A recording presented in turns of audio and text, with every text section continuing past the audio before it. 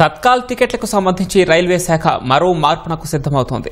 Railway reservation కౌంటర్ల వద్ద ఇకపై తీసుకునే తత్కాల్ టికెట్లకు వన్ టైం పాస్వర్డ్ ఓటీపీ తప్పనిసరి చేయనుంది.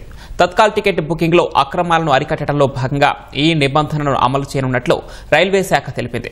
నవంబర్ 17 నుంచి రిజర్వేషన్ కౌంటర్ల వద్ద ఓటీపీ ఆధారిత తత్కాల్ టికెట్ బుకింగ్ విధానాన్ని రైల్వే శాఖ ప్రయోగాత్మకంగా ప్రారంభించింది. తొలుత కొన్ని ట్రైన్లతో మొదలుపెట్టి తర్వాత 52 ట్రైన్లకు విస్తరించింది.